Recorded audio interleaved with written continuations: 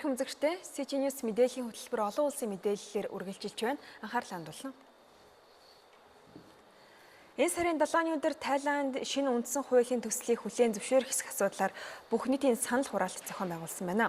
Сүүлийн хэдэн сарын турш Тайландын улс төр нийгэм тогтворгүй байдал үүсч, үндсэн хуулийн хэрэгжилт бүрэн дүрэн хангахдахгүйд хүрээдээс учраас энэхүү шинэ үндсэн хуулийг батлах талаар авч хэлэлцэхэд хүрсэн байна. Бүх нийтийн санал асуулгаар Тайландын ард түмнээс 2016 оны шинэ үндсэн хуулийн төслийг хүлээн зөвшөөрөх хэсэг мөн парламентын сонгуулийн дараах 5 жилийн хугацаанд Сенат болон төлөөлөгчдийн танхим ерөнхий сайдыг томилох эрхтэй байх хэсгийг асуусан байна.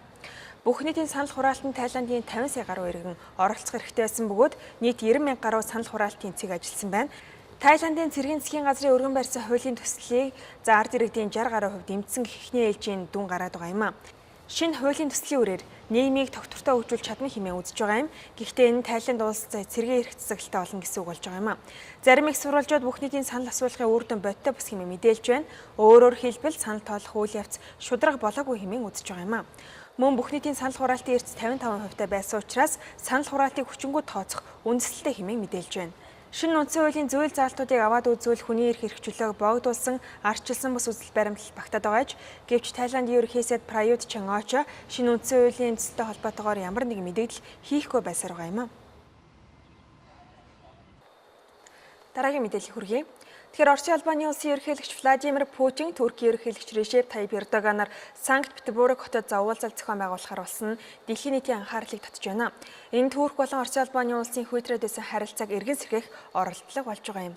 Өнгөрсөн оны 11-р сард Сирт үүрэг гүйцэтгэж байсан Оросын байлдааны онгоцыг Туркийн талхил зөрчсөн гэх шалтгаанаар буудуу унгаасан явдал нь хоёр улсын харилцааг цэвтээгээд байсан юм а. Улмаар хоёр орны төрийн тэргүүнээр харилцсан нэг нэгнээ шүүмжилсэн мэдээллүүдийг удаа дараа хийж байсан юм. Үүнээс үүдэн Орос болон Туркийн харилцаа муудаж, Орос Туркийн эсрэг хэд хэдэн 20 арга хэмжээг аваад байсан юм а. Энэхүү хоргийн улмаас Орос болон Туркийн хооронд худалдаа наймаа хийдэг аж ахуй нэгжүүд болон аяллын компаниуд асар хэмжээний алдагдал хүлээгээд байгаа юм а. Харин өнгөрсөн 6 дугаар сард Туркийн төрийн тэргүүн Владимир Путинд загтлилгээж байлдааны нисэх онгоцыг нь сүнөөсөн үйл явдал бол үл ойлголцол байсан хэмээгээд болсон хэрэг явдалд харамсаж байгаагаа илэрхийлсэн байна. Ингэснээр хоёр орны харилцаа эргэн сайжирч ийхүү төрийн өндөр дэд албан тушаалтнууд уулзалт хийхээр болсон байна. Режеп Тайип Эрдоган энэ удаагийн айлчлалыг түүхэн айлчлал хэмээн тодорхойлж хоёр орны харилцааны шинэ эхлэл гэдгийг цохон тэмдэглэсэн байна. Турк болон Орос улсууд харилцаагаа эргэн сэргээж ирмэлцлэлтэй байсаар ирсэн бөгөөд энэ эдийн засгийн хувьд тун чухал ач холбогдолтой юм а. Хоёр улсын хоорондын харилцаа болон худалдаа наймаа эргэн сэргэж байгаа нь бизнес эрхлэгчдийн хувьд таатай мэдээ болж байгаа юм а. Дараагийн мэдээ хүргэе. Тэгэхээр нэгдсэн үндэсний байгууллага Сирийн Алеппо хотод тусламж хүргүүлэх нэн шаардлагатай байгааг олон улсад анхаарууллаа.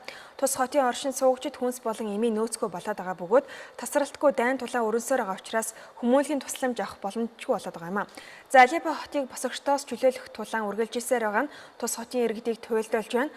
Хотоос дөрвөн гарах боломжгүй болсон иргэд нөхцөл байдал намжихыг хүлээхээс өөр аргагүй төрж байна. Алеппо хот руу тусламж хүрэх бололцоо зэвсэгт мөргөлдөөний улмаас хаагдаад байна. Хэрвээ тулалдаа үргэлжилсээр байвал хотын ард иргэд маш хүнд байдалд орох болно. Тиймээс бид сөргөлдөөнд оролцогч талуудтай зөвшөлдсөлд хүрч иргэдэд хүнс эмийн хангамж хүргэх хэрэгтэй байна. Алеппо Сирийн хамгийн том хот байсны дээр эртнээс нааш худалдаа үйлчилгээний төв байсаар иржээ.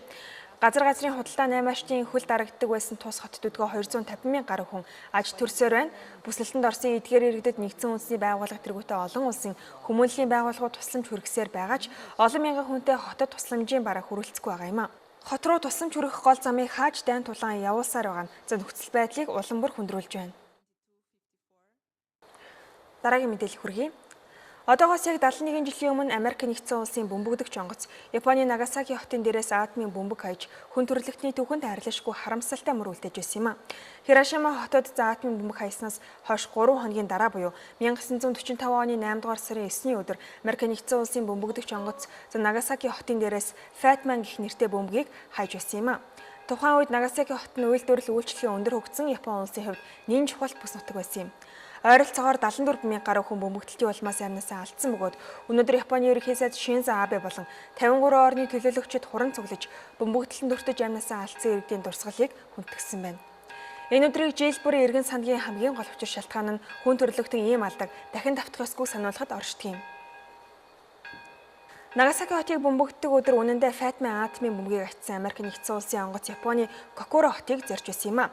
Гэвч Кокуро хотод тухайн өдөр цаг агаар муу байсан учраас чиглэлөө тэр доорн сольж Нагасакиг зорьсон байдаг. Үнэндээ тухайн үед Америк нэгдсэн улсын эрх баригчид Нагасаки хотод огтхон ч ач холбогдол өгөөгүй байдаг.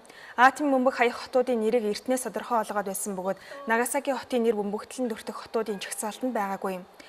Тус хотод атомын бөмбөг хаясны дараа хотын 30 гаруй хувь нь үнсэн товрог болсон байжээ.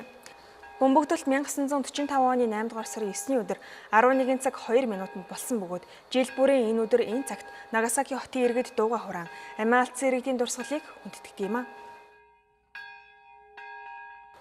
Дараагийн мэдээлэл хүргэе. Тэгэхээр Мексик улсын зүүн хэсгийн хотод үер усны аюулд өртөөд байна. Eeril далайн хар шуурга ойртын ирсэнтэй холбоотойгоор эргийн хотуудад их хэмжээний хурд хүнс унаж улсмаар хүрсний гулсал тохиолсон байна. Их хэмжээний ус чигийн дэвтсэн хүрс нурж хүний амьнаас ирсэн явдал гараад байгаа юм. Хар салхины нөлөөгөөр байгалийн онц аюул үзэгдлүүд араасаа тохиож Мексикийн хэмжээнд 43 хүн асуураад байгааг албаны хүмүүс мэдээллээ. Мексикийн төрийн тэргүү Энрике Пена Nieto гамшигт өртсөн хотуудад тусламж хүргүүлэх зарлиг гаргаад байгаа бөгөөд орон гэрээ орхисон иргэдийг төр хорогдох байраар хангаж эхэлсэн байна.